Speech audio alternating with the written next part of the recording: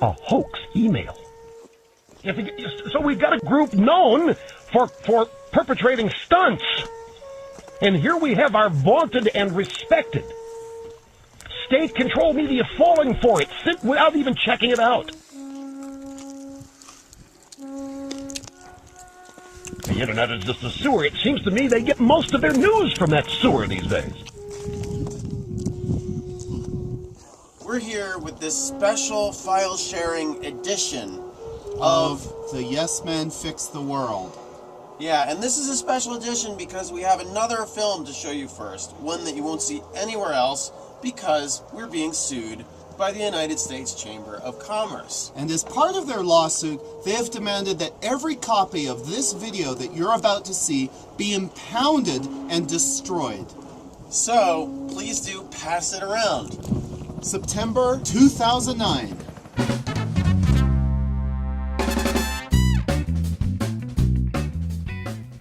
Back in September, we were working with a bunch of climate change activists to plan an event in Washington, D.C.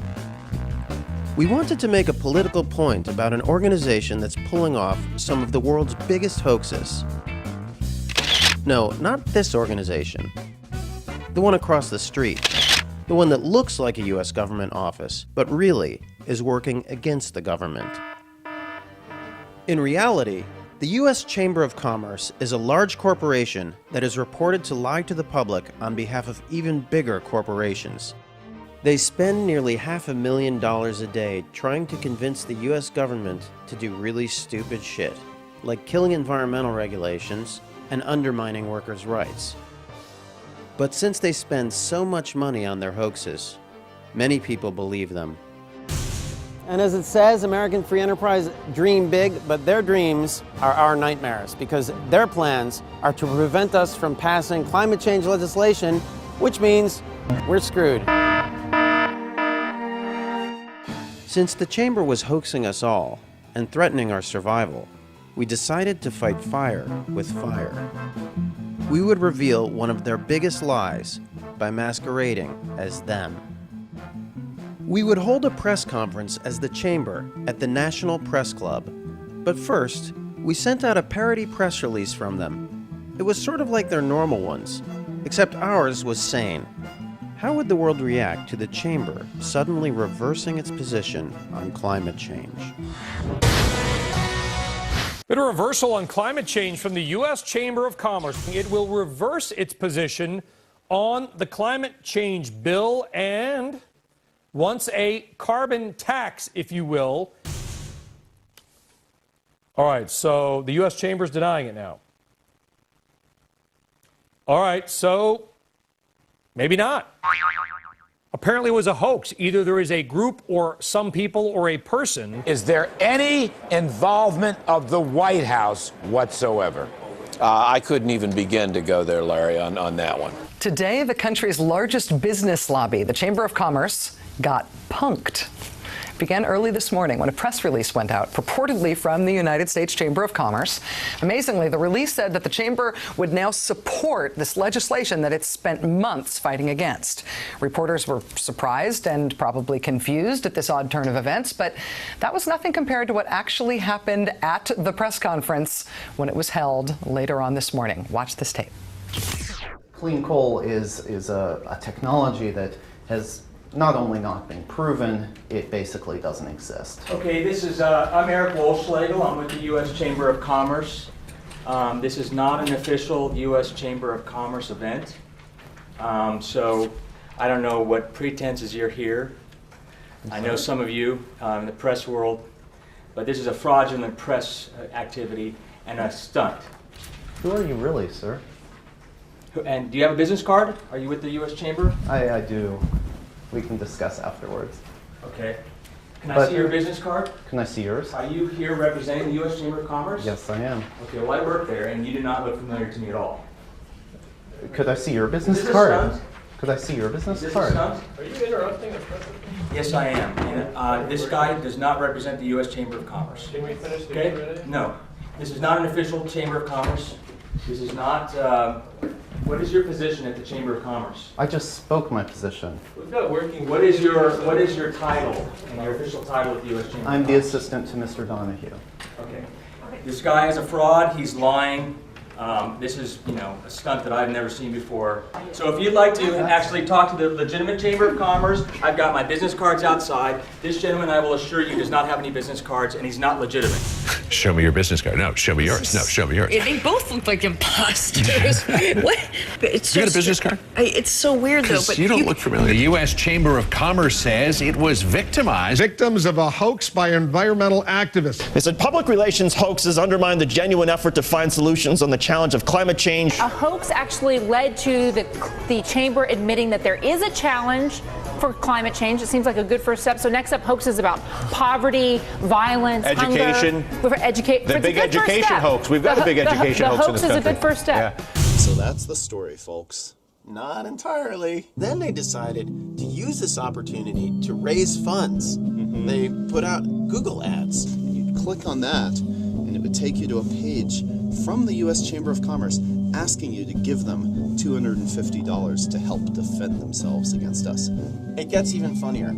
They not only use this opportunity to fundraise, but then they decided to sue us.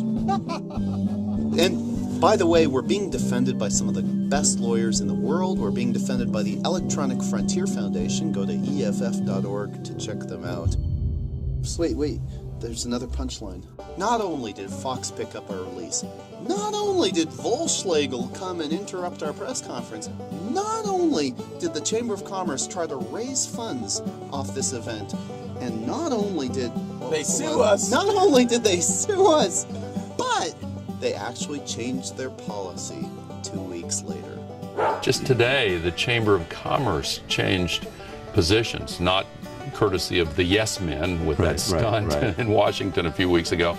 But they're now saying, surprisingly to me, and I'm glad about it, that they want to get legislation, and they're now working with the sponsors of the bill.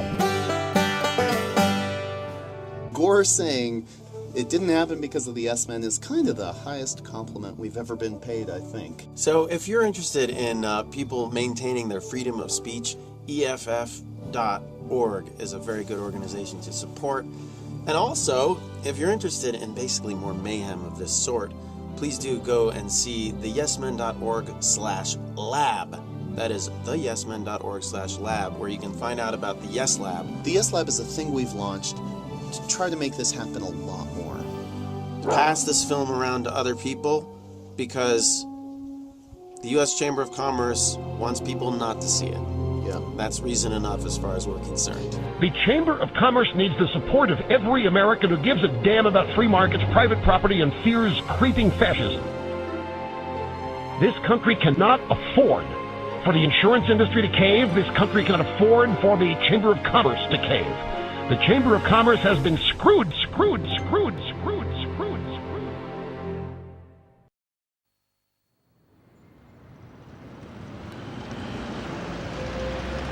Are you ready? I'm extremely happy to be here because today is a very historic occasion for all of us at Dow, and I am grateful. Let's walk that way. I am grateful. You're extremely pleased to be here. I'm extremely pleased to be here. Yes, extremely pleased to be here, Steve. This is my friend Andy.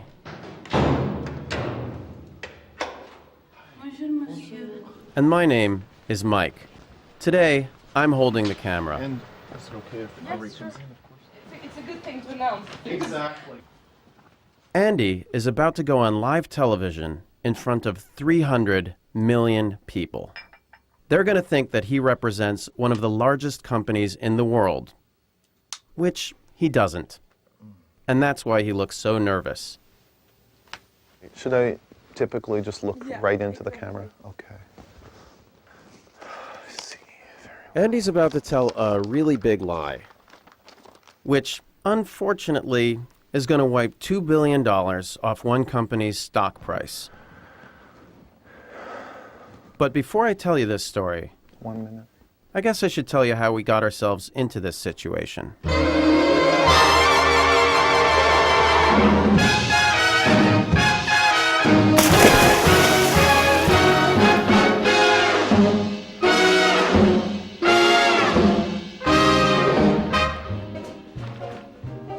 Forget your troubles, come on, get happy. You better chase all your cares away. Shout hallelujah, come on, get happy. Get ready for the judgment day. The sun is shining, come on, get happy. The Lord is waiting to take your hand. Shout hallelujah, come on, get happy. We're going to the promised land. We're heading across the river. Wash your sins away in the tide. It's awesome. Hi. My name's Mike. I'm Andy. And this is a movie in which the two of us Fix the world. Forget your troubles, come on, get happy. Aren't we fixing the world? Yes. Come on. I'm scared. Get ready for the judgment day.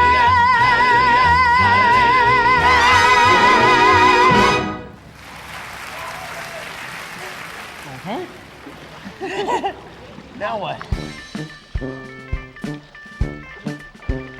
What we do is pass ourselves off as representatives of big corporations we don't like. We make fake websites, then wait for people to accidentally invite us to conferences. My name is Fred. I'm from Halliburton. My name is Hannaford Schmidt. I'm with the World Trade Organization. I'm from Arizona. My name is Francisco Guerrero. Oberlu Hockmax. Hundreds of oil and gas executives were duped today. Louisiana officials are taken for a ride by the yes men. The yes men? The yes men.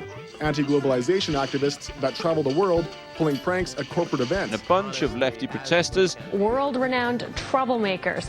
Sick, twisted, cruel. And what they do is really to take absurd ideas and they present these ideas in all seriousness. The group has done this many times before. They have a track record of getting away with it.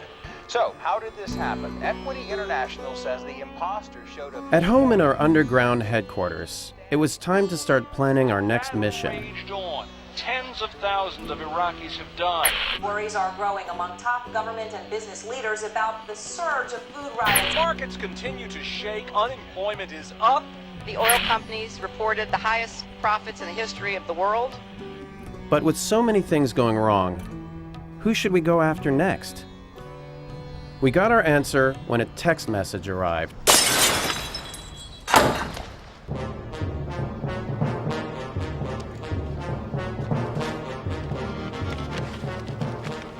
Dow Chemical had just bought Union Carbide, a company that became infamous in the 1980s. You remember the 1980s. Challenger, Chernobyl, Bhopal. Bhopal? In 1984, when Union Carbide's pesticide plant at Bhopal exploded, at least 5,000 people died within weeks, and 100,000 more remained sick for life. It was the biggest industrial disaster in history, but Union Carbide settled with the Indian government for $470 million, meaning most of the victims got less than $1,000 each. Now, I just want to say to shareholders of Union Carbide that I am confident that the victims can be fairly and equitably compensated without a material adverse effect on the financial condition of Union Carbide Corporation. There was little adverse effect on the shareholders, but in Bhopal, people continued to suffer. When Dow announced it would buy Union Carbide, there was finally hope for justice. Dow said it would compensate victims of Carbide's past negligence and promptly paid over $2 billion to 14 asbestos plaintiffs in Texas. Dow could do for Bhopal what they'd done for Texas, but we knew they wouldn't.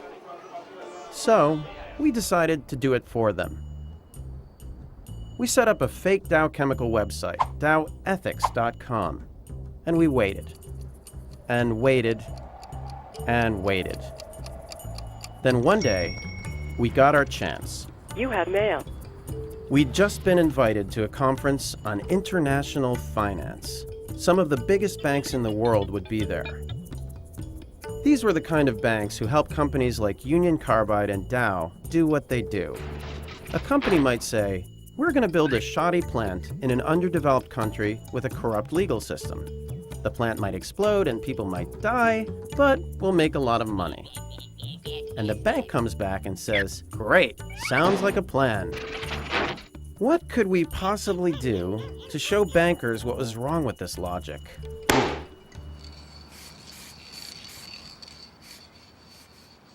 So right now I'm painting Gilda, the gilded skeleton, actually the golden skeleton that we're going to use in the Dow Chemical lecture in London at a financial services conference in just a few short days.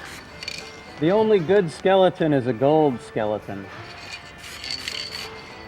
In case Gilda didn't scare them enough, we had a backup plan. We rented a theatrical pyrotechnics unit here so that we can make a big puff of smoke. Ah! We're on our way to a conference, and Erastus Hand is going to be speaking at the conference as Dow Chemical Company. Our plan was to have Dow demonstrate, for the first time ever, exactly how they calculate the cash value of human life. Would this make the bankers think twice? It was time to find out. Thank you very much. On May 1st, we are releasing the beta version of Acceptable Risk, the world's first market-smart risk calculator to help you find out instantly what risks are or are not acceptable from a bottom-line business perspective. Will Project X be just another skeleton in the closet, something your company comes to regret, or will it be a golden skeleton? A complex case is IBM's sale of technology to World War II Germany for use in identifying certain populations. This was very bad, of course, but no one can deny they were profitable, and although the issue remains a skeleton in the closet, in retrospect, it is quite clearly golden. Now, you may have heard the joke. How many Americans does it take to screw in a light bulb? 12. 1 to climb the ladder and 11 to file the lawsuit. What about Indians? Oh, just 1. We would, of course, never wish to imply that an Indian life is worth more or less than another. I myself believe in the sanctity of all life. But the market has its own logic, and if we're willing to live with it, we must make the most of the choices it makes. Because if there's one thing that we at Dow want you to remember today, it's that the only good skeleton is a gold skeleton. Ooh!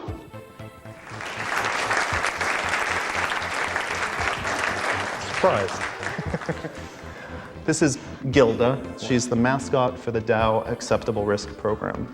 Gilda is here to basically tell you that if you have a skeleton in the closet, it may not be just a skeleton. It could very well be a golden skeleton as well. And as you move into a future of ever-increasing complexity and ever-increasing opportunities, Dow Acceptable Risk can assure you that your touch will be the Midas one. And I'd like to finish with a little poem. I'd rather be handsome than homely. I'd rather be youthful than old. If I can't have a bushel of silver, I'll do with a barrel of gold. So thank you very much. We hope you come up and get a closer look.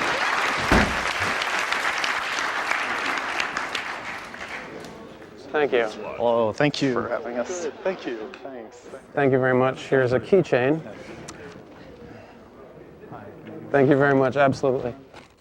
Thank you. Yeah. Oh, I good. don't have unfortunately, I don't have a card anymore. I've ran out of them. So. Oh, wonderful. Yes, you were one of the earlier speakers. Thanks. Yes, so that's a pleasure. Thank you It's very definitely much. very interesting. Is Yeah. it applicable? Is your model applicable to anything? I mean, is it applicable? Can we use it in risk management? Oh, absolutely. Yeah. I'll have our risk management guys take a look at it because we do a lot of interesting things. So. Wonderful. Okay. This is interesting. So. Thank you. Thanks a lot. Thank you. Okay. Take care. Yes. Hello. Hello. Sorry. Your case was, I want to introduce a new product on the market. And you, as I understood it, is that your risk assessor will work out what is the human impact threat to humans, as opposed to the how much money can you make of it. Whichever way you do this, you're going to cost some lives, right? But if you're going to make some money in the process of it, then it's acceptable. Is that right? You will. That's pretty much. Yeah, that's exactly what I said. I mean, it's. So did you find that not? No, I thought it was refreshing. Actually. Okay. Refreshing? We'd meant to be shocking, not refreshingly honest. To us, this was about as refreshing as the Kool-Aid in Jonestown. The mass suicide and murder of more than 900 Americans took cyanide-laced fruit punch from their spiritual father and then lay down to die. That's the thing about cults. What's shocking to outsiders seems normal to insiders. Is this why unfettered greed seemed normal to bankers? And if so, who was the cult leader here? This is Milton Friedman. We were told that he was the world's most influential economist. Did government play a role in this? Very little, only by keeping the road clear for human greed and self-interest to promote the welfare of the consumer. In this book, Friedman used the word freedom 374 times. But by freedom, he didn't mean this. He meant this: the freedom of corporations to profit, no matter the risk to people, and without interference from government. Dr. Milton Friedman, a scientist, a careful thinker, and a great teacher. The hero of freedom, Milton Friedman. I sought out Dr. Friedman and had the great pleasure and privilege of meeting him and his economist wife, Rose. And we've all become friends, and now I call him Milton. If we wanted to understand the banker's mindset, we needed to find the guru of greed. There was only one problem. But though Friedman had now ascended, his followers carried the flame. Okay, so we should go in there. Yeah. Oh, great. Thank you. Uncle Milty. These guys belong to free market think tanks, which have spent billions of corporate dollars trying to make us all believe that if we just let corporations do what they want, everything will work out great. We're kind of on a quest. We want to fix the world, and we want to know how to do it. Private property, rule of law, and a market unrestricted by government regulation and control. When we see companies demonized, we should work against that. When we see the free market system castigated, we must work against that. More wealth leads to greater efficiency and greater innovation, and basically all good things. Wealth, money, privatization, wealth, money, individualist freedom, privatization, free markets, ownership, and a great deal of money. Capitalism and freedom. Wealth and prosperity. We were getting the message, and so were millions of others. These guys spread Friedman's free market gospel by any means that they can, like speaking to Congress, viral videos, and guest spots on Sunday morning talk shows. They claim to have derailed the Kyoto Protocol and to have helped destroy regulation around housing, banking, energy, and the environment. They agreed to meet pretty much anyone with a camera, even us. You see there's a blue screen behind you. What would you like to be put in front of? A planet Earth. Oh, cool, a blue screen. I'd say the Jefferson Monument. How about Jefferson Memorial? It's more... It's already taken. Oh, it is taken. Somebody asked for that already. I'm sure you have a good backdrop of Washington. Don't put me in front of anything in Washington. I hate Washington. Put up a scene in outer space or something, you know? I would say a world in which man is treated as an end in himself rather than a tool to be manipulated by those with political power. How can we represent that? Is there a single image or a series of images? I think that the images are of men, just the prosperity of free men following what their hearts and desires lead them to. I think we can find that. That sounds good.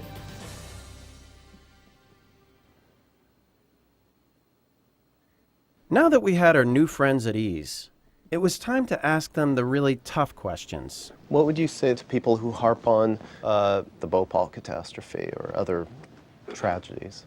Bhopal is an interesting example, but that facility had created educational opportunities for an Indian emerging technocratic class.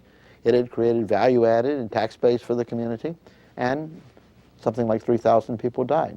That's a tragedy, but there are always risks of going into the future. There are always risks of going into the future?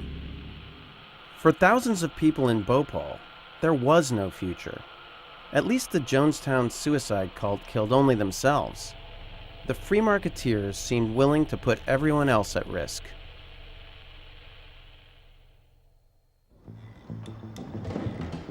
Back at home, you have new mail. We had mail. Turned out our Dow site was the gift that kept on giving. This time, it wasn't a mere conference. We'd hit the jackpot. The BBC, perhaps the world's most respected news organization, was doing a big broadcast about Bhopal, and they wanted to know whether Dow might finally clean up their mess. The interview, they said, would be broadcast to 300 million people. This was what we'd been waiting for. To the BBC's great surprise, Dow emailed back to say they would be delighted to speak publicly about the catastrophe. As for us, 300 million people was about 1 million times bigger than any other audience we'd ever had. We were scared. So we asked the BBC if instead of coming to their headquarters in London, we could meet them in neutral territory, the original land of revolution.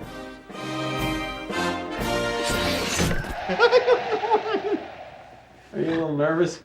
I'm so nervous. Oh God, it's like going to the guillotine. I think it's right near where they used to have the guillotine too in Paris. The office.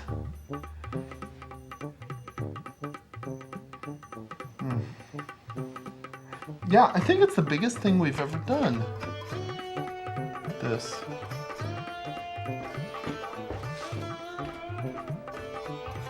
I haven't combed my hair in like 20 years, yeah, really. Like, I think I used to do it this way. All right. Oh, God. Oh, God.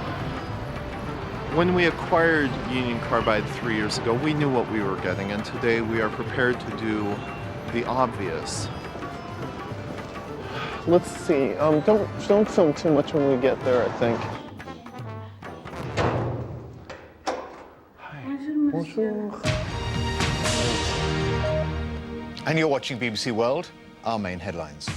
The world's worst industrial accident is being remembered in India today. It's 20 years since deadly gas leaked from the Union Carbide chemical plant in the city of Bhopal.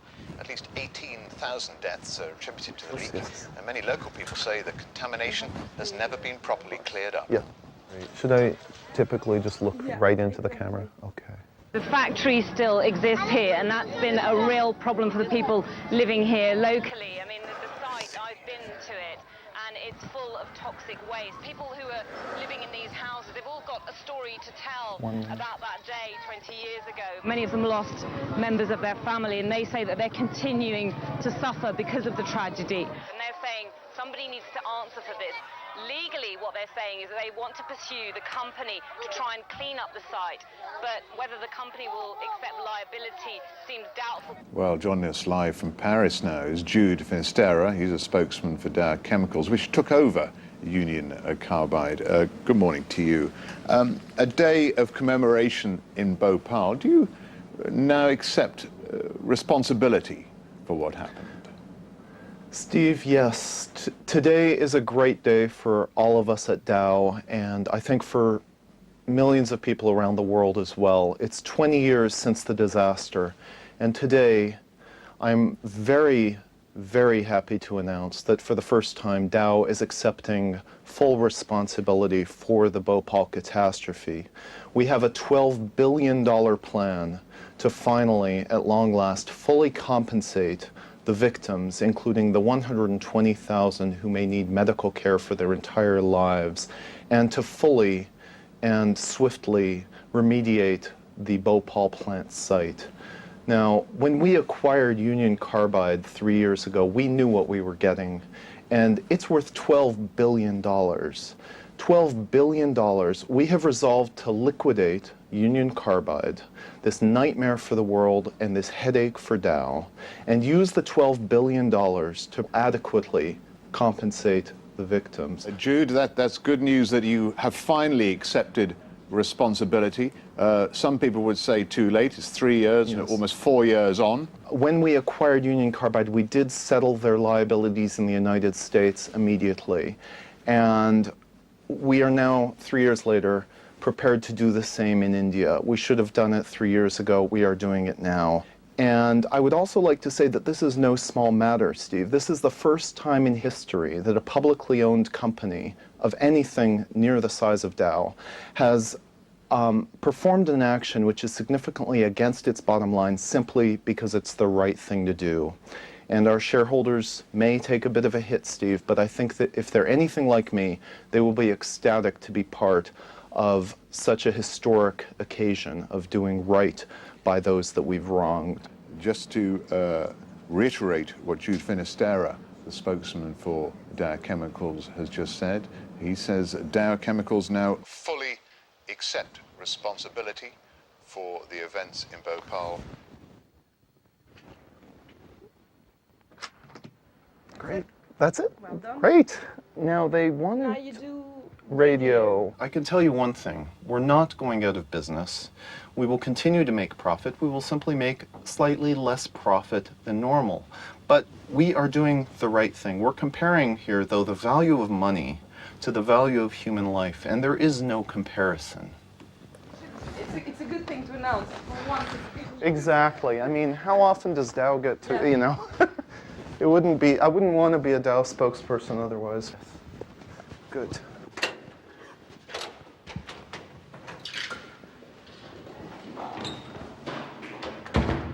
Oh my God.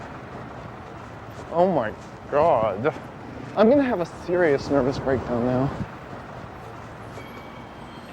Dow accepts responsibility for Bhopal, spokesman. Where is that? In Reuters.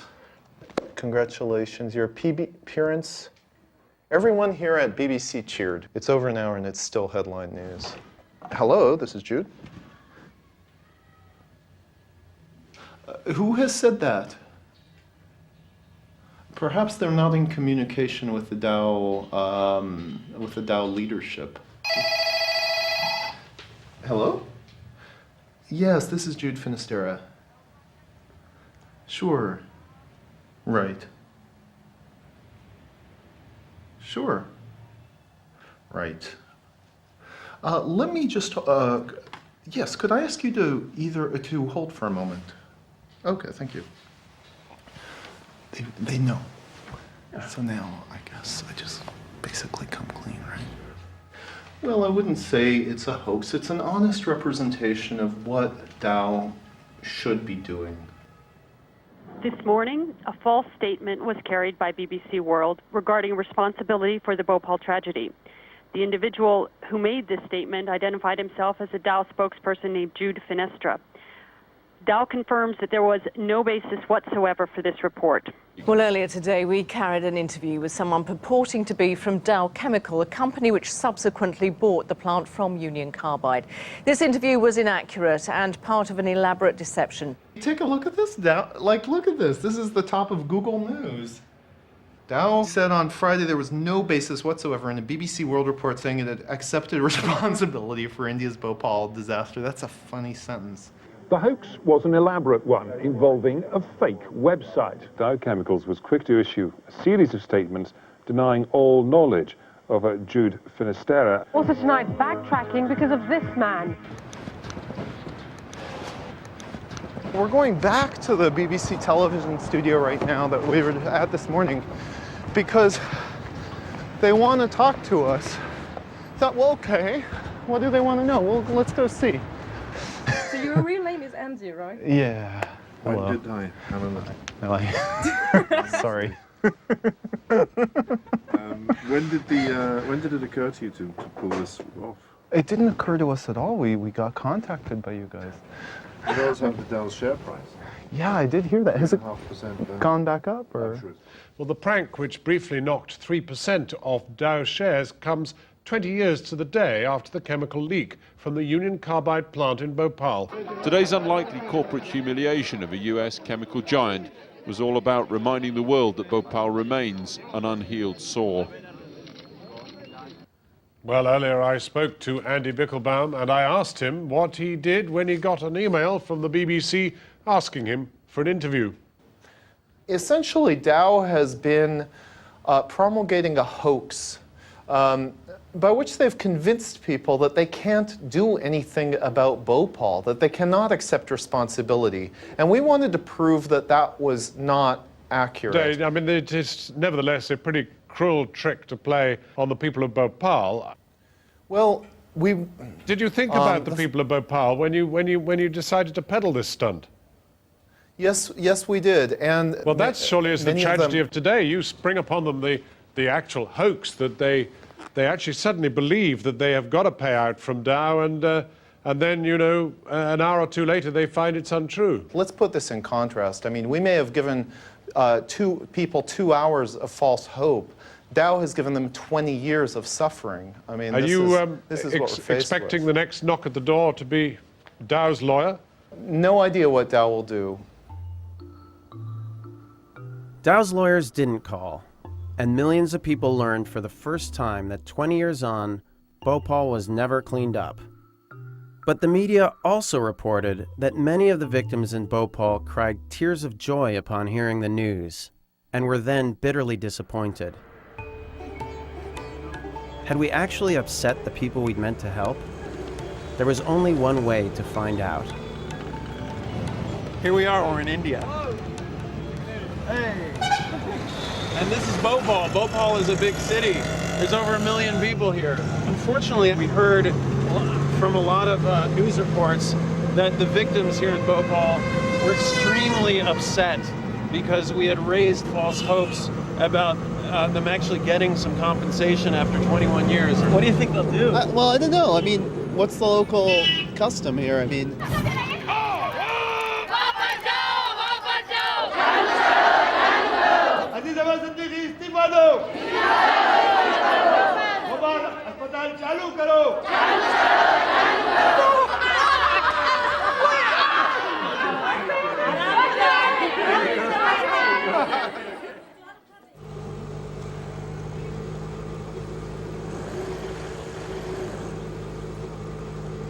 We're here at the Sambhavna Clinic, and this place was set up by a bunch of people to help treat the gas victims of the worst industrial accident in history. So patients come in from here. This is a forum, basically, where we determine their history of gas exposure, but how far they were living, or were they sleeping in a tent that night, and then their severity grade is determined. These are some of the disabled children, and every system of the body has been affected. You know, the musculoskeleton, the nervous system. 40% of the women coming here under 40 have menopause. Yeah. This is so cute. Hey, oh my God. Hey. We got the news that Dow is willing to pay $12 billion. I mean, first we felt the news was too good to be true. And Dow was too bad for the news to be true. Yeah. But still, we thought maybe it is true. Maybe they've just seen sense in this. Yeah. I mean, for about an hour, we were under that impression. Yeah. Did people cry with joy? I cried. Oh, no. I know, lots of people cried. Were you kind of angry at first, though, when you heard it was a hoax? No, I wasn't angry. No. Wow. You think it was worth it? Totally worth it. Okay. We are saying no more Bhopal. What people have gone through here, no one else in the world should go through this. I think we're in Shivaji Nagar, and it's been a little bit of a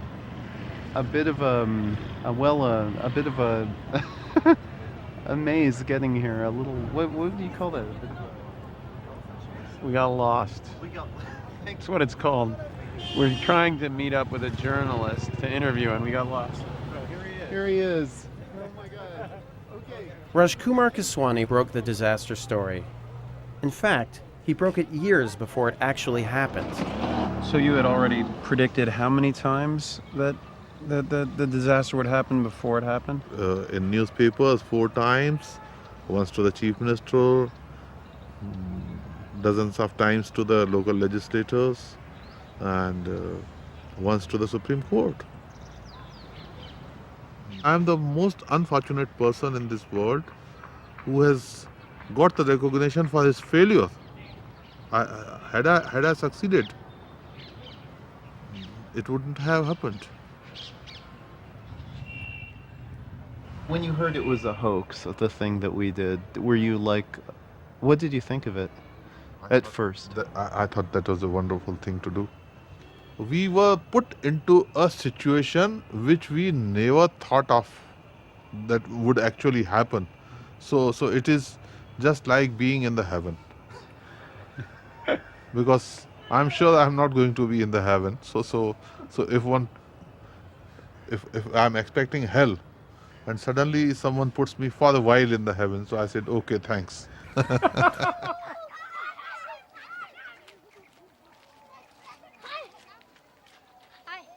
20 years since the disaster, the poisons left behind at the plant were still leaching into the groundwater. Communities that you see in red have not gotten a single drop of clean water. Oh, really? Yeah. Until now? Until now. 8 communities are getting about 12% of the requirement. But this is contaminated water. Some of them used to drink, cook, wash clothes.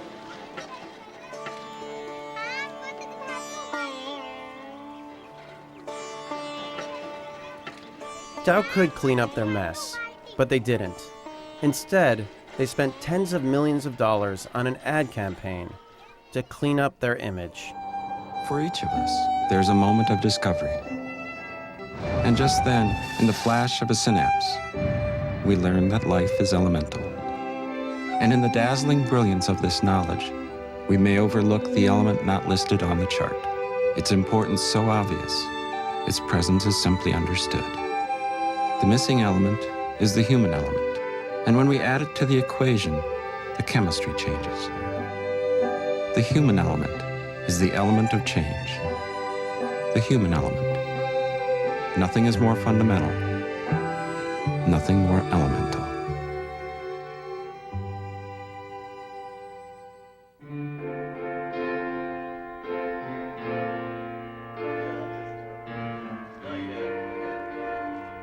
This is Kevin Finn.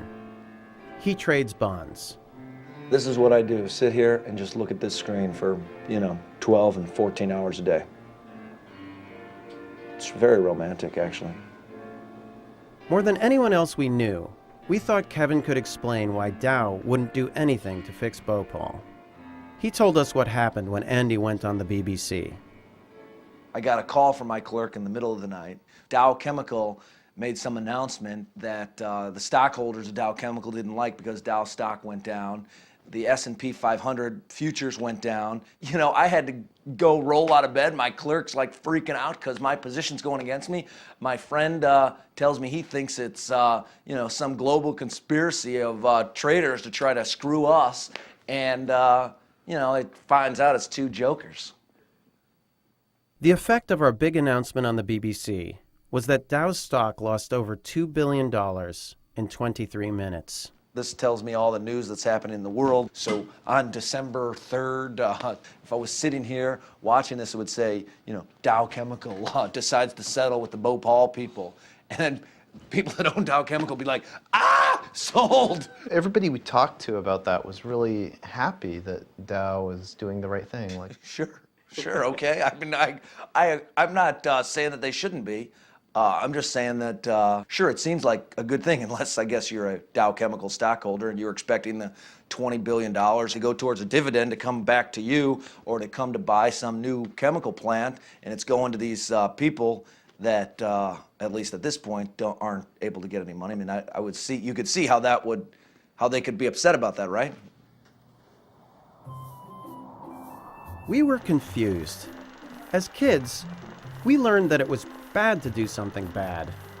And if you did something good, you got a reward. Yet when we announced Dow would do something great, the market gave Dow a spanking. So how could we get companies to do the right thing?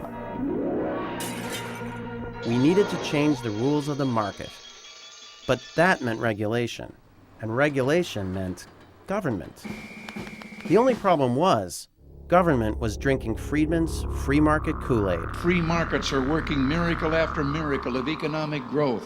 Open markets and rule-based trade are the best engines we know of. But when the government stepped back and let the free enterprise system do its work, then the better we did, the more robust our economy grew, the better I did, and the better my business grew.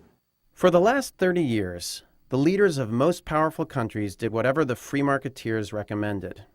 And what they recommended was simple.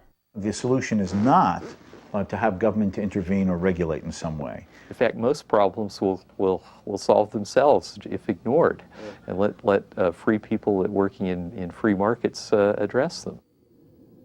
Following advice like this, governments around the world got rid of a whole bunch of regulations meant to protect people, like in banking.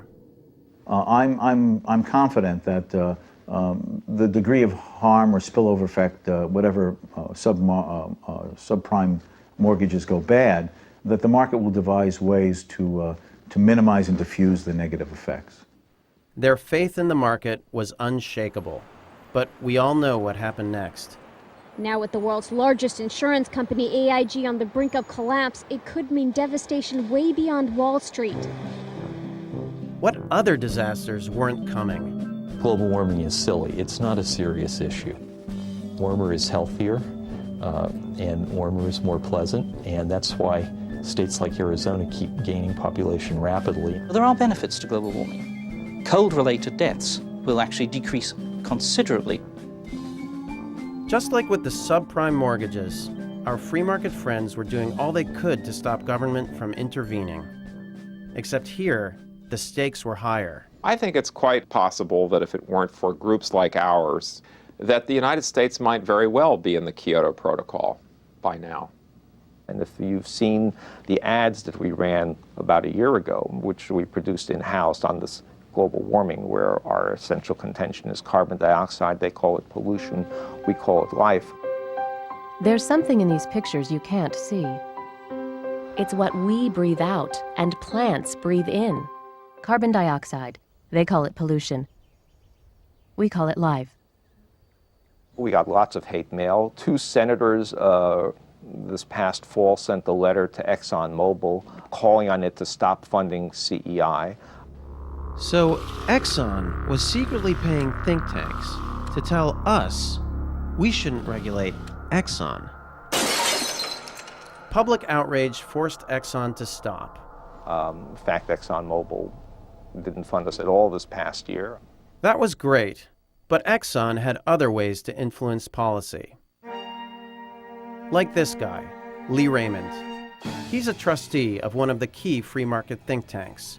He also used to be Exxon's CEO, and the year he left that job, he became an official advisor to the US government on energy matters. This was scary.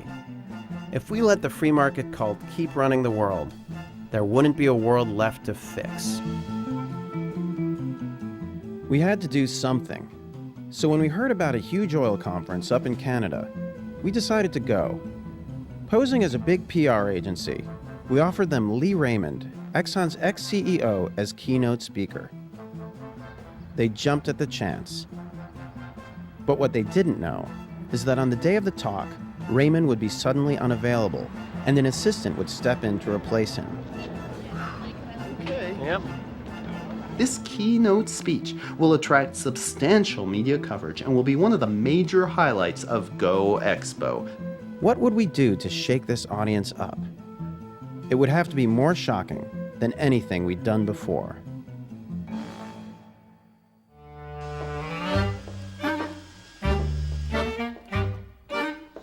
If there's one thing that's going to be abundant in the world to come, what with climate change and all that, it's people, dead people. This is a pilot program to use that fuel. It's called Vivolium, and here we are, making Vivolium. As Lee Raymond's assistant, Andy would announce Vivolium, Exxon's new biofuel to be made from the victims of climate change. And he'd even hand out a sample. So it started out, we made one Reggie, and then we cast a bunch of Reggies in wax. That's human hair right there. This is a lot of experimenting to figure out how to make a candle smell like human flesh. Ow! I lost a Reggie. Quick! Ow! We wanted to make sure that the oilmen knew what the candles they'd be holding were made of. So we'd show them a tribute video to Reggie Watts, a terminally ill Exxon janitor who had volunteered to be turned into fuel. I think I'd like to be a candle. I think a candle would be fun because there's just so many uses for a candle. There are 6 billion people on this earth today. We're probably using the energies, maybe, of 1 billion of those at best. They had me test a Hellfire missile once. That was pretty cool. We simply haven't found the miracle fuel yet to replace petroleum, but we'll eventually get there if government gets out of the way. We had his miracle fuel, and our grandfathers were turning over in their mass graves.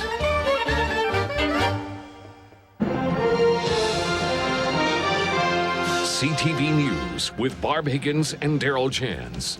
Good evening. A bizarre situation today at the Go Expo Energy Conference at Stampede Park. Organizers and hundreds of Alberta oil and gas executives got duped. They'd been promised a major announcement from a major player in the energy industry. Attendees paid $50 a head to hear this speech from the National Petroleum Council, a group that advises the White House on oil and gas matters. Welcome to Go Expo's keynote luncheon. Please welcome SK Wolf.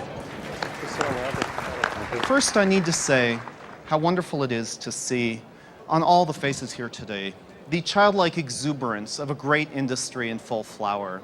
And why not? Without oil, at least 4 billion people would starve, and starving would become the new black. But I'm not here today to pat us all on the back.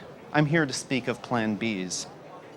As Andy began outlining Exxon's tough solution to climate change, 10 volunteers passed out 300 human flesh candles.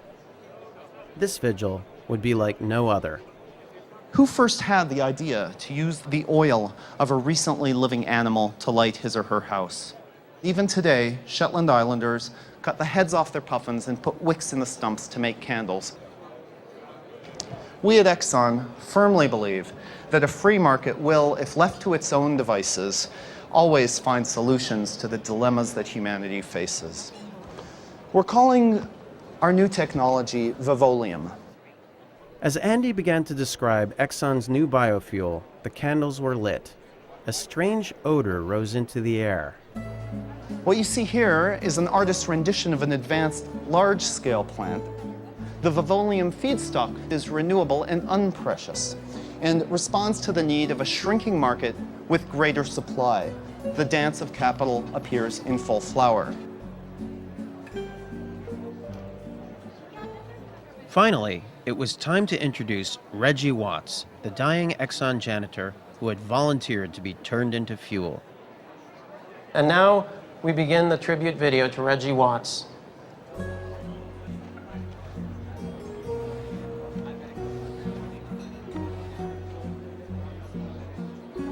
Worked in maintenance for a while.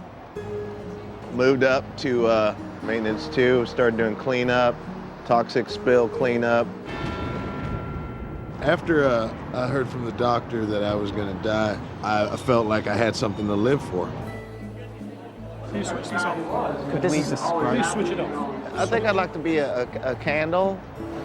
There's just so many uses for a candle. I mean, you know, like if you want something romantic, like that'd be nice to know. I was a candle on table, you know, when people, when they first met each other on a date.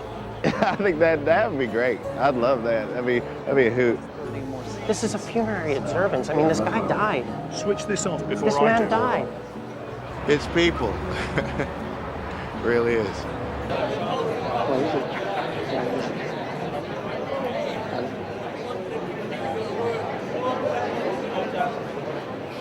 Thank you very much, gentlemen.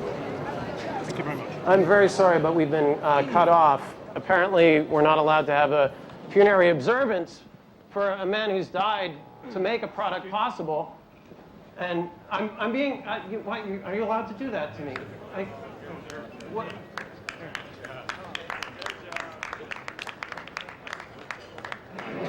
Reggie Watts was an Exxon Mobil employee, and these are actually 30 or 40% from his actual flesh. So this kind of is 80%, I'm sorry. The remaining 20 is from what? The remaining 20 is just, you know, binders, bonders to keep it together. We have to think in such a case. What are your credentials with ExxonMobil? What is it? What part of his body? Please, sure. So if he's not with Exxon, not with National Petroleum, nothing? Boy, oh boy. They better screen them guys a lot better before they let them out. Now, thank you.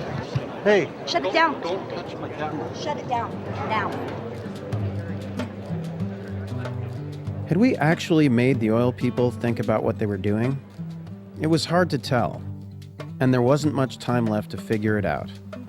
Big oil was already destroying the planet, and not just by speeding up climate change.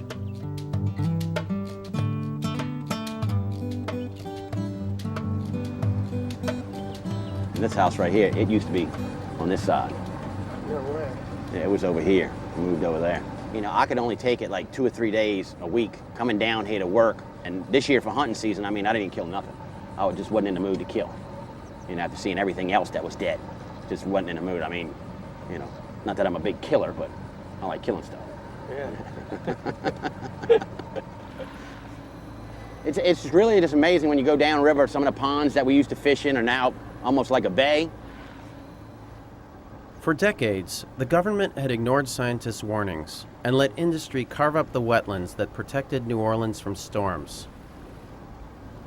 About 1 million acres of land has disappeared since 1930. It was done canal by canal, oil field by oil field, port by port, parcel by parcel. It was, if you will, death by 1,000 cuts.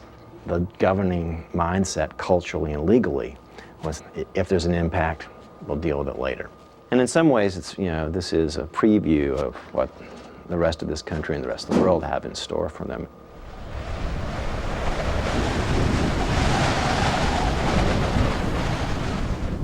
When Katrina hit, the wetlands weren't there to diminish its force, and the levees didn't stand a chance.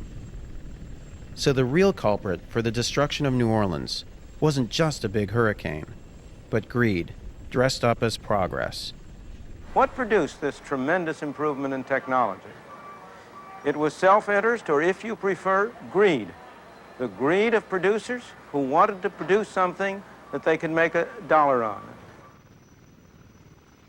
Greed had caused the biggest catastrophe ever to hit the U.S. And now, the government was handing out billions of dollars in rebuilding contracts. In other words, letting greed solve the problem. There has been this idea that it is government's responsibility to replan the construction of New Orleans. It's better to leave it to the market. We wanted to take a closer look at how the market was fixing the U.S. Gulf Coast. We're on our way to the Gulf Coast Reconstruction Conference at the Washington Convention Center. We're going to talk to a number of people who are busy reconstructing New Orleans. Yeah, what's up? There are many silver linings to this horrendous disaster, and with it has come an incredible opportunity. I'm optimistic when I see a room full of folks who want to take advantage of the opportunities, and that's a good thing from our perspective. It's a great thing. Well, you know, it's like the Israelis say, you know, once in a while a good crisis is not bad. You come up with new things. We were seeing a lot of new things.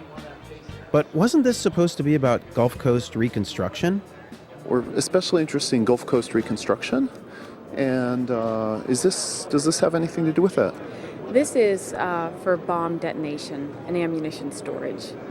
Perimeter and physical security, mainly anti-ram road blockers. This particular unit can be used in military applications. Wow, so it's a real catastrophe toilet, basically. All this stuff would be great for the people of New Orleans, if they were going to fight a war. Where was the stuff about helping people? Ah, here it was. The pavilion from Central Asia. Kyrgyz people are ready to help the people of Louisiana, Mississippi, and Alabama by erecting yurts there for them as a temporary shelter.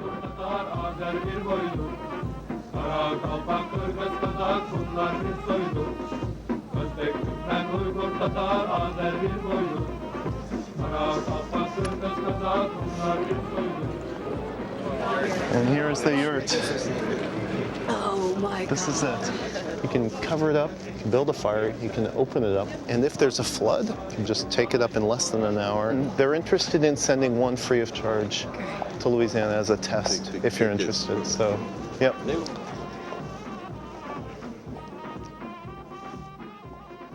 The yurt was the only solution here about helping people, but the government reps didn't seem very interested. There's no money in yurts. We decided we could outdo everyone at this conference and beat the free market at its own game.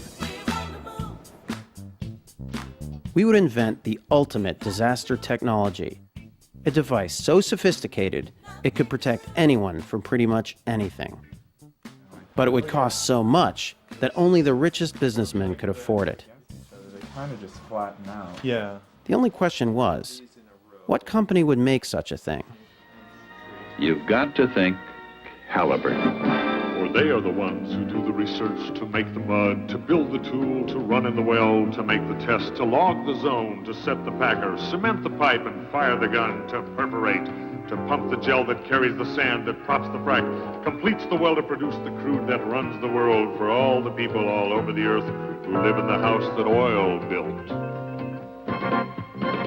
Halliburton has been the world leader in extracting profit from every kind of disaster. They made billions off the first Gulf War and its sequel, and hundreds of millions off Katrina, all paid for by the U.S. government, whose vice president was once their own CEO. Find the big red, find the big red, find the big red, hustling on. If anyone could make a killing from total disaster, Halliburton would be the one. This morning, we got up really early, drove up to the very fancy hotel, which shall remain nameless because they threatened us if we use the material with their name. But you know, what's it called basically, the hotel? Ritz-Carlton. Ritz-Carlton, that one. How you doing? I'm Northrop Goody. I'm here with Halliburton with Fred Wolf. I'm just helping demo a product. So, would either one of you mind helping us demo the suits? We have 3 of them. So you have to actually step into it, pull it on. It's kind of like a coverall. You'll wear it? I'll wear it. All right, great. You're a good sport. You're a really good sport. The catastrophic loss conference was for insurance people. They knew numbers. And we were about to show them some pretty simple math.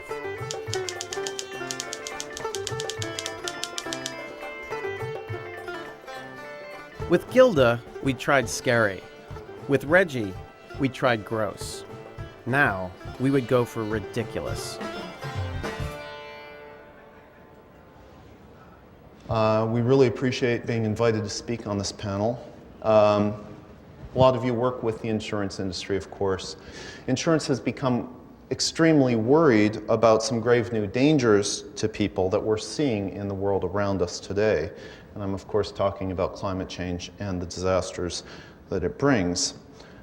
But I can personally guarantee you that level heads will always be able to turn lemons into lemonade. Consider the Black Plague. This was an unspeakably rotten event, of course, in which 1/3 of Europe's population died in great agony. No one, of course, would wish such a thing on any civilization. Yet without it, without the Black Plague, the old business models of Europe would never have been overturned by the entrepreneurs of the Renaissance. And what would the world be without the Mona Lisa? Or, closer to home, how about the Great Deluge? This world-ending disaster, literally, was surely seen as a terrible catastrophe by Noah's contemporaries and perhaps by Noah himself.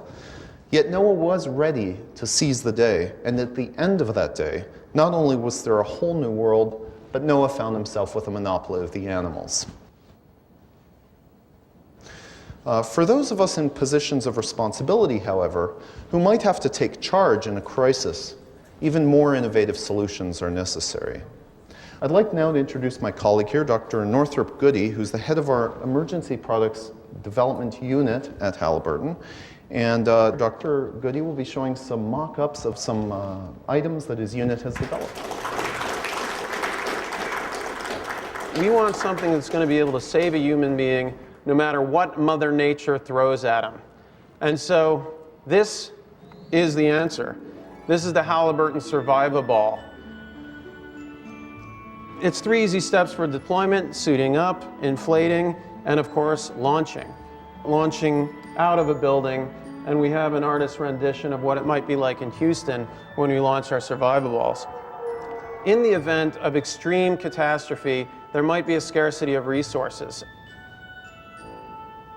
In this case, we've got a Survivaball here that's going up and extracting resources, in this case from an animal. And you don't want to be exposed to the elements, but you still want to be able to extract resources from, for example, a cow. They're going to be able to go underwater, rated at 50 feet. They can be used in any condition. It doesn't matter whether you're in a landslide in California or even in the Arctic. Of course, any other conditions, whether it's tsunamis or tornadoes, the Survivaball is designed to withstand. But the best part of the Survivaball is that people need people. And so our biggest inspiration for the way that a community should work with Survivaballs comes from biology. As some of you probably know, amoebas gather together and actually form another body. They aggregate. And so these one-celled organisms come together as a single body. For example, here's a raft formation of Survivaballs in the ocean, floating, communicating, exchanging nutrients, differentiating function. Last of all, this is literally thousands of Survivaballs dancing through the streets.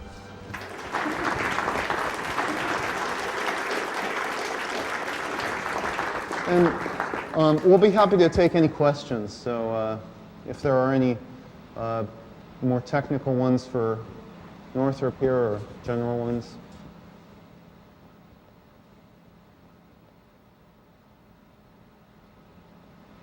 Yep. I mean, in my mind, this clearly also plays right into terrorist attacks.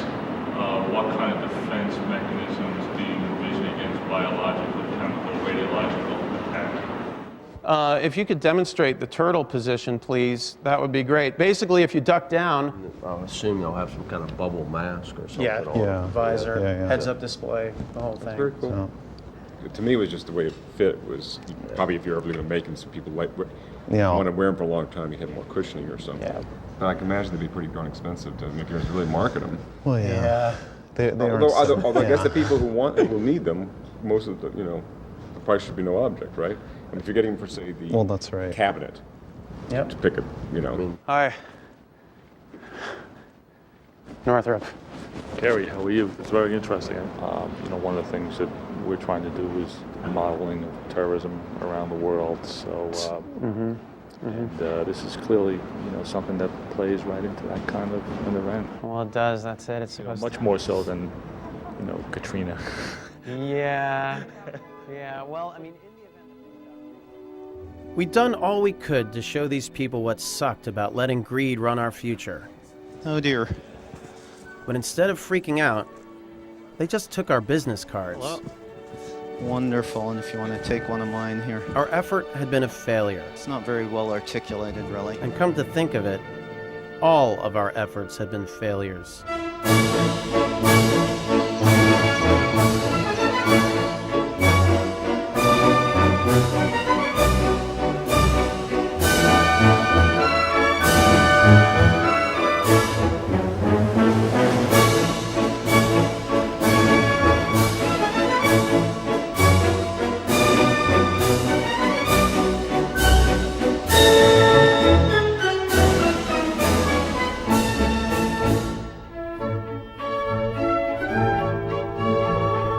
But a yes man never gives up. We knew we could do it. All we needed was a whole new approach. Maybe making fun of stupid ideas was a stupid idea. We had to get smart, because the people with the really stupid ideas were very, very smart.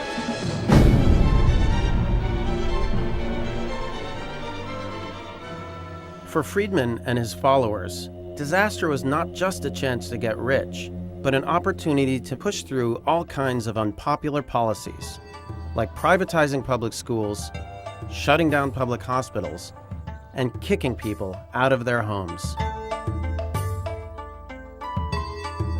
This is the Lafitte Housing Project. It survived Katrina intact. That was lucky for the thousands of residents who wanted to come home and rebuild. So what did the government do?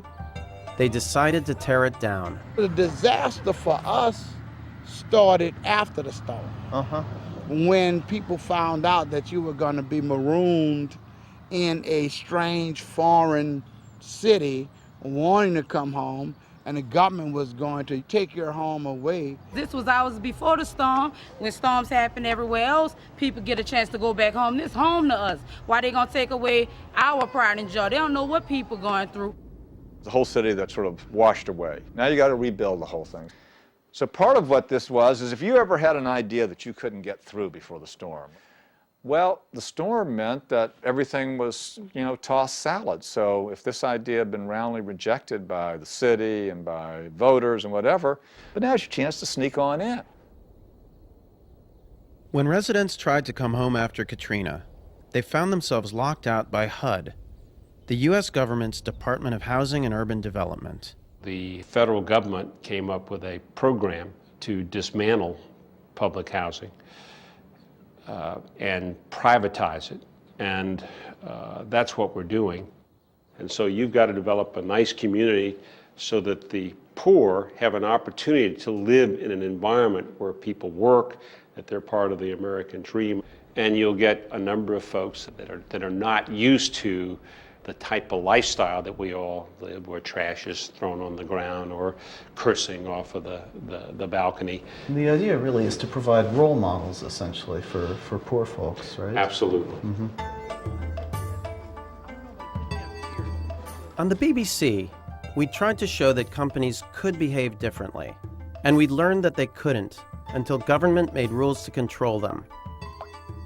Yet even here in New Orleans, where help was most needed, government was also drinking the free market Kool-Aid. I believe in a market-driven process. Economics, capitalism is going to take over, and the marketplace is poised to respond. So the government didn't believe in government. We knew what we had to do. We would become the government, and we would find out what would happen if government did the right thing. We are preparing to go to the Gulf Coast Reconstruction Conference at the Pontchartrain Center in Kenner near the airport. You shouldn't drive. Okay. Here. So it's almost like we should be saying, we are facing a state of emergency. I'm going to speak as HUD, as the Deputy Assistant of the Secretary of HUD, who couldn't make it, and CNN is going to be covering it live. This conference was taking place on the first anniversary of Katrina. 1,000 contractors who were rebuilding New Orleans would be there.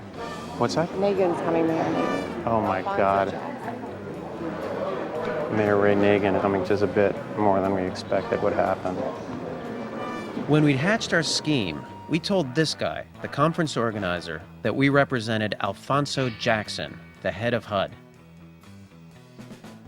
When the mayor and governor found out that Jackson would be there, they had to be there too. Once again, the keynote speaker wouldn't show up, but his assistant would. Would the mayor notice that something was wrong? And what would the contractors think of HUD's radical new approach to public housing, an approach that could cost them money and even put some of them out of a job? Please join me in welcoming Mayor Ray Nagin of New Orleans.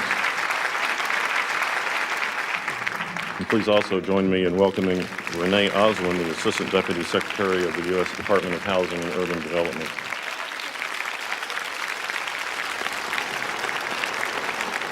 So it's an honor to share the stage with our two partners in recovery, with Renee Oswin representing HUD, who's definitely one of our most important partners in this rebuilding effort, and Mayor Nagin of New Orleans, whose challenges are enormous. And I also want to stop and thank Renee, who's here from HUD. HUD has been an incredible, incredible partner with us. We are on the verge of doing some really unique things, some things that we could have never tackled in the city of New Orleans. And now we are poised and positioned to enhance public housing in the city of New Orleans. You know, there's lots of information out there, there's lots of misinformation out there, you know, but I have a fundamental belief that truth and lie cannot stay in the same place at the same time. Reminds me of a story I once heard. Truth and lie went swimming one day in Lake Pontchartrain. They went skinny dipping, so they laid their clothes on the banks, and they were out there having a really good time. But then lie all of a sudden jumped out the water, put Truth's clothes on, and started running down Esplanade, Elysian Fields Avenue. Truth got out the water, started running after lie.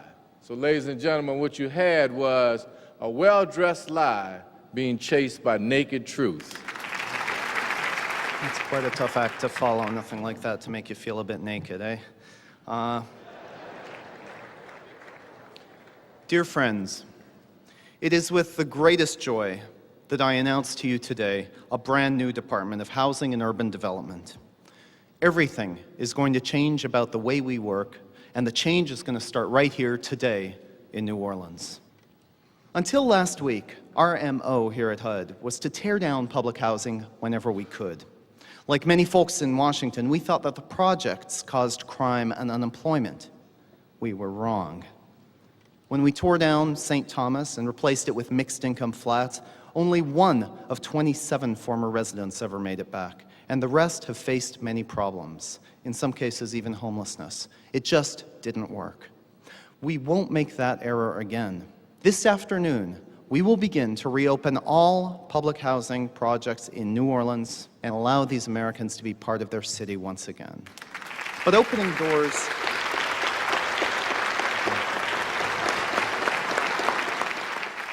doors won't be enough. As you know, the main reason New Orleans was so vulnerable to Katrina was the destruction of the wetlands. I am very, very, very pleased to announce that Exxon and Shell have agreed to finance wetlands rebuilding from part of the $60 billion in profits this year. As J. Stephen Simon, Exxon Vice President, writes, ExxonMobil is earmarking $8.6 billion from revenues our company has made in this region so as to assure that ExxonMobil never again has a hand in destroying a large American city. Ladies and gentlemen, we will rebuild not just New Orleans, we will rebuild the American dream. Please come join us at the Lafitte Housing Complex for a ribbon-cutting ceremony immediately after the plenary session. This is what we're all here for, so let's make it happen. Let's bring New Orleans back.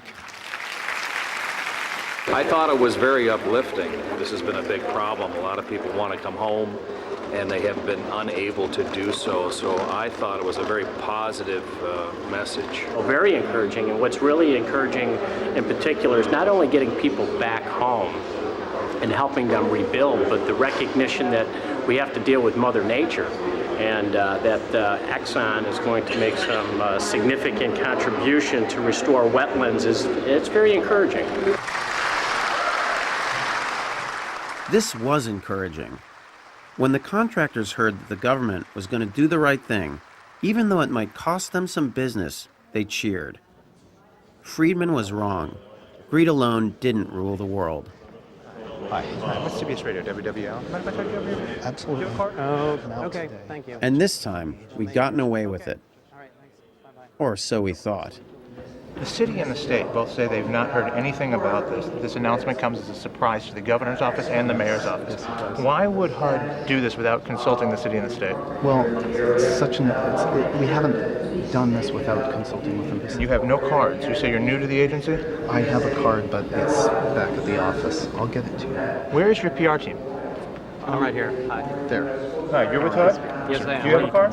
There's an entire HUD housing project there left unfinished. Yeah. There are some saying that this is a farce, that you're not truly with HUD, and that this is not an actual announcement. Well, they can say whatever they want. Who are these people? Where is your office? In Washington. Where in Washington?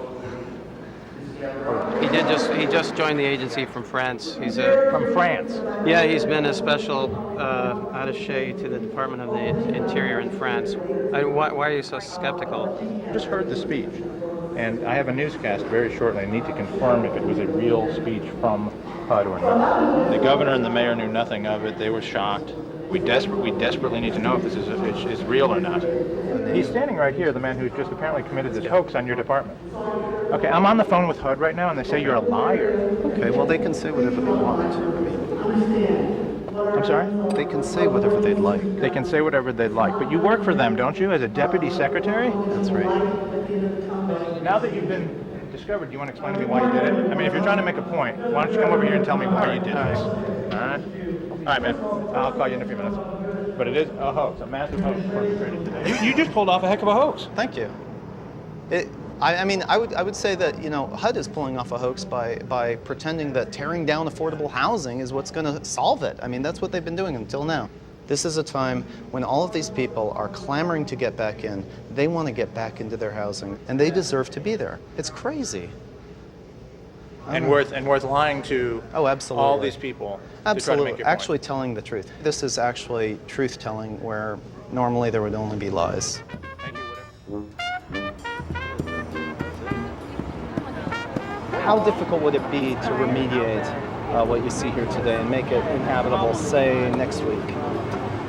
Just take off the covers here. Oh yeah, that's a good start, yeah. Absolutely.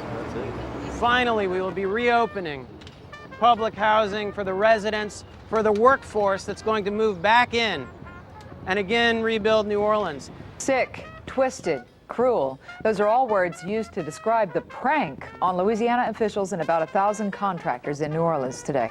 I'm Deputy Assistant Secretary of the assistant, essentially, of Secretary Alphonso Jackson. Renee Oswin can't get his title right or his relationship to HUD Secretary Alphonso Jackson. After taking the mayor for a ride, these contractors followed him to a makeshift ribbon cutting at the Lafitte Housing Project. Mr. Oswin, you're not even on the directory of HUD. You're not even listed. You don't even have a phone number. It's come to that, has it? It's come to that. Well, thanks for being the one to break the news. Hano, the Housing Authority of New Orleans, says this is simply a cruel, cruel joke, trying to give people some kind of fake hope that they were going to be able to move back. It is terribly sad that someone would perpetuate such a cruel hoax and play on the fears and anxieties of families who are desperate to return to their homes. We just had it confirmed from HUD that he's not actually an employee of HUD, which is all a big hoax, this whole ceremony here, this whole press conference. But I guess it's just to call their hand. It's just to call their hand. I respect this host because maybe it'll take a host like this to bring them out here to see what we going through. So if a host would it be, a host is what we got. And I ain't mad. I'm going to eat me some barbecue. And I think what you guys exposed is the fact that HUD could do these great things if they wanted to. Secondly, you got the attention of the residents, so now they're going to begin to ask, well, why aren't you doing these things? And number three, you're creating a controversy to feed off, to organize, and to build a struggle to the next level. So in my opinion, everything y'all did was excellent.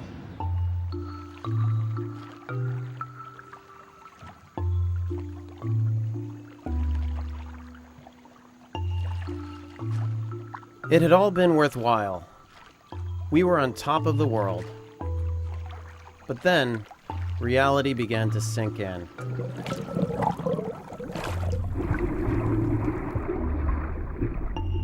We'd made a splash, but we hadn't fixed the world. The free market was still destroying New Orleans. All over the world, people were losing their homes. Climate change kept getting worse. And in Bhopal, people continued to suffer.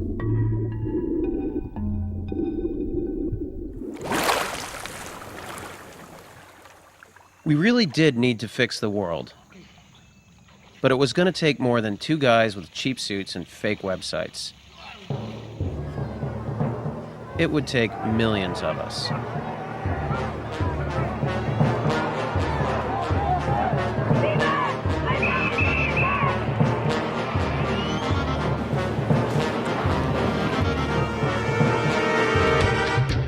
But even as old regimes were swept away, we knew that real change wouldn't come easy. After all, the free market cult was still here. Wealth, money, privatization. Wealth, money, free markets, privatization, Ownership, a great deal of money. Now, we can afford that. Remember these guys? They're not going away. And neither would we.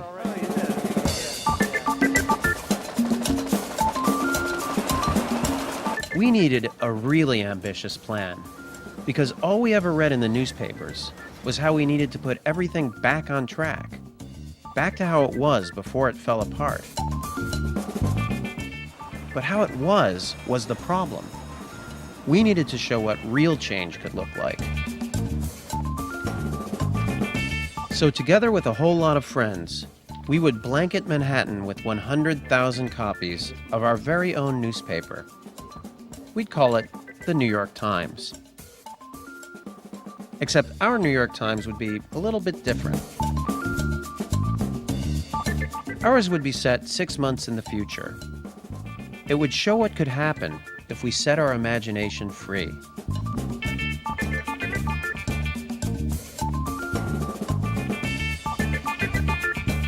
Things have gotten pretty bad, and I think it's hard for people to imagine the world working another way. So we're trying to, as realistically as possible, present this world as it could be. They just brought out the proof of the New York Times, and it looks unfucking believable. Really good.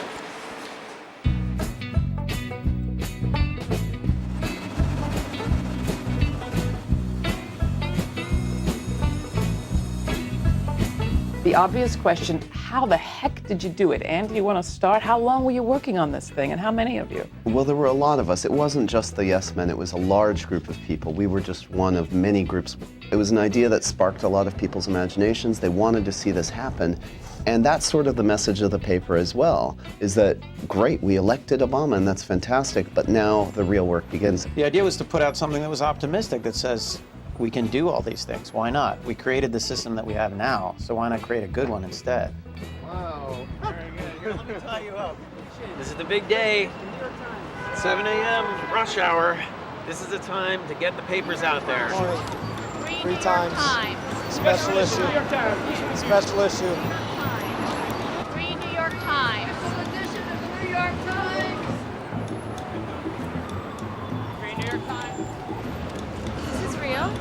It's fake, right? Who publishes this? Can I grab another one, please? What? National Health Insurance Act passes. The Patriot Act repealed. Maximum wage law succeeds. Good luck with that one. This is too good to be true, but it's not impossible. It's a dream newspaper, right? It's like you wake up and all the things that you wanted became the news. The war's over! Our fake news was a hit. But would the real news pick it up? You don't work for the New York Times. Who is it that you work for handing this out? A guy named John Smith? who? Yeah, John Smith. John Smith. It's a New York Times special edition. Is there anything wrong with it? I mean... Well, yeah, it's not the New York Times. Extra, extra, read all about it. The New York Times declares the war in Iraq is over. Some commuters got their hands on what looks like a special edition of the New York Times. As you might have guessed, though, it's a fake. Eine New York Times in die Hand gedrückt bekamen, trauten jedenfalls ihren Augen nicht. Джордж Буш отдан под суд, а Кондолиза Райс приносит официальные извинения за недостоверную. We printed a paper with the headlines that we'd like to see. So if these are the headlines that people were so excited to read this morning, let's make them happen. I think we have to exercise some muscles we either don't have or that have atrophied or something. A civic muscle, a thrifty muscle, a generous muscle. We've got to take back our government. March into City Hall and say, here, we've got the solutions.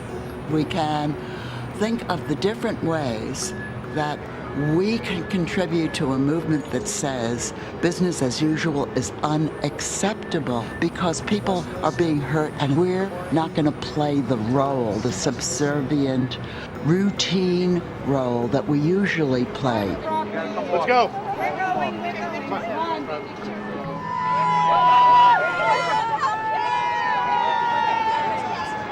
Make change happen. Put your effort on the line to make something happen. And that's what kind of we did here. And, maybe it's what, it's kind of, oh boy. No, I know, yeah. And if a few people at the top can make the bad news happen, then why can't all of us at the bottom get together and make the good news happen for a change? I mean, for real.